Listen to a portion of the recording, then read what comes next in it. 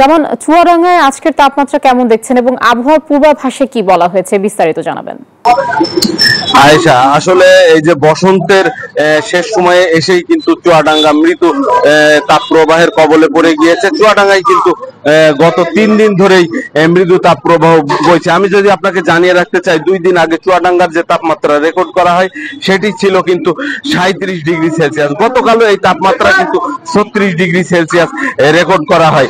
আজ সকাল 9টা পর্যন্ত চুয়াডাঙ্গায় যে তাপমাত্রা রেকর্ড করা হয়েছে সেটি কিন্তু 27.3 ডিগ্রি সেলসিয়াস। যদিও আবহাওয়া অফিস বলছে বেলা 3টা বাজতেই কিন্তু এই তাপমাত্রা গত 2 দিনের মতোই 36-37 ডিগ্রিতে উঠে যেতে পারে। তো এই অবস্থায় চুয়াডাঙ্গায় যারা খেটে খাওয়া মানুষ আছে, শ্রমজীবী মানুষ আছে, তারা কিন্তু এক প্রকার ভোগান্তিতে পড়ে গিয়েছে। তারা যেটি বলছে, শীত শেষ হতে না হতেই কিন্তু চুয়াডাঙ্গায় তাপমাত্রা বেড়ে গিয়েছে, ফলে তারা কিন্তু এক প্রকার ভোগান্তিতে পড়ে গিয়েছে। তীব্র তাপ এবং একই সাথে এই যে রমজান চলমান, এই অবস্থায় কিন্তু অনেক বেলা গড়িয়ে গেলেও কিন্তু শহরে মানুষের আনাগোনা অনেকটাই কম দেখা যাচ্ছে।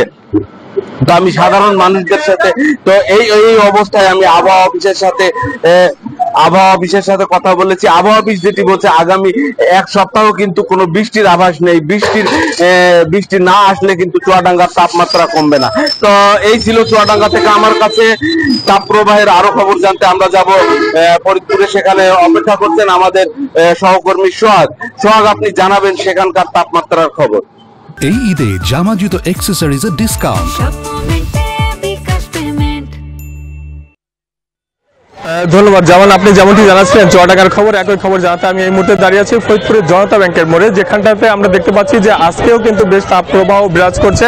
আপনাদেরকে যদি একটু জানিয়ে রাখি যে গত বৃহস্পতিবারে কিন্তু ফরিদপুরের তাপমাত্রা রেকর্ড করা হয়েছিল 36.8 ডিগ্রি সেলসিয়াস, আর সেটি কিন্তু একই রকমই ছিল কিন্তু প্রায় গত শুক্রবারেও 36 ডিগ্রি সেলসিয়াস। আজকেও কিন্তু আমরা দেখতে পাচ্ছি যে সকাল থেকেও একটি ব্যবসা যে গরম, সেই গরমটা কিন্তু আমরা লক্ষ্য করছি।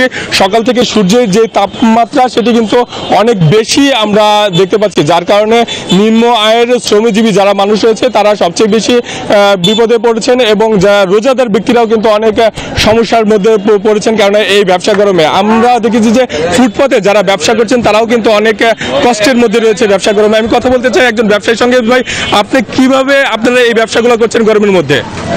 জি, এই বছর এতটা গরমই পড়ছে, যার কারণে আমরা কয়েক বছর ধরে রোজা আছি।